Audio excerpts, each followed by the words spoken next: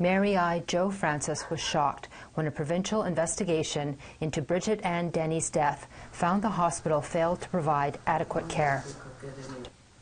Joe-Francis wonders if Denny was discriminated against. You know, and I question myself all the time. What if there was a non-native person in there? Would they have, you know, and would they have answered the buzzer? Would they have ran? You know, you question this stuff because we're First Nation people. We live with racism every day. And it's in the back of your mind. You just wonder, you know, what if? Reed says, but when people already have a history of receiving racist care from the healthcare system, when they already have a history of receiving inadequate care, then that inadequate care is more harmful for them.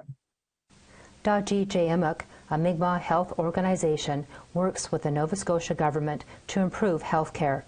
Executive Director Lindsay Peach says, is working with the provincial health systems around the complaints process so that there is a true picture and understanding of the extent of racism, what that looks like in the health system, how that impacts people's care experience, how it impacts the quality and safety of the care that they receive. Joe-Francis says Denny was afraid of the hospital. It makes me sad as a Mi'kmaq woman, for our elders, for my parents, the fear to go to a place that is supposed to care for you, that blows my mind. No elder should ever be scared to go to a hospital. The report says around 2 a.m., another patient was ringing their call bell while standing in the doorway, attempting to get the attention of the staff, saying someone is on the floor here and someone needs help in here. Staff arrived and helped Denny back into bed. The report says the person implicated documented second-hand information as patient slid to the floor. However, the fall was consistently reported as being unwitnessed. Therefore, investigators were unable to determine how the fall occurred and the length of time the affected patient was on the floor.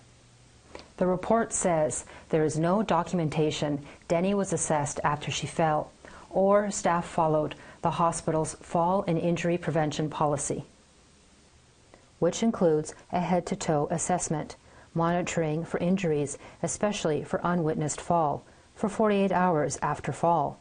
Monitoring involves vital and neurovital sign assessments every 2 hours at a minimum, and documentation of details of the fall and the patient health record chart. According to the report, the nursing flow sheet indicated that Denny was in bed and did not get up to use the washroom between 7 p.m. and 6 a.m. Reed says paperwork matters.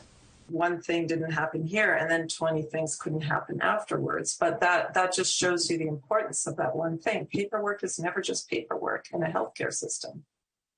The next morning, Denny was unresponsive and could not be revived.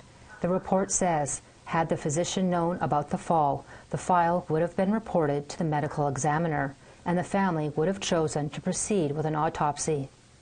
No one had ever said she fell. No one had ever said she had a rough night. No one ever said her blood pressure was low. Nothing. There was nothing other than she was a very sick woman. That's all we were told. Joe-Francis says the family wants to hire a lawyer, but cannot find one. Just for the sake of you're taking accountability, we're guilty, we're sorry that this happened to you, and we're going to do better so this doesn't happen to anybody else. But we can't even get that. Reed says the lack of lawyers available to families is for a reason.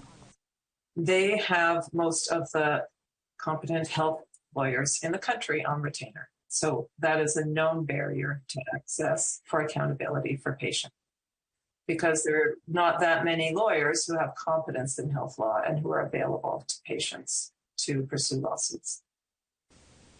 The report included 5 directives for the hospital, including training staff on documentation policies, fall and injury prevention policies, sign of abuse, duty to report abuse, and reporting procedures to the PPCA.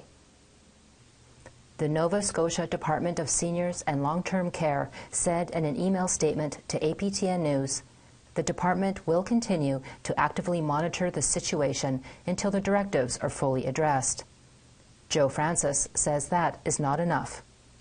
Like, they couldn't even let her die with dignity. And that's the most heartbreaking part about it, because this system is our healthcare system. They failed. They failed not only our mother-in-law, my mother-in-law, their mother, our grandmother. The Denny family is considering their legal options. Nova Scotia Health declined an interview request. Angel Moore, APTN National News, Eskazoni First Nation.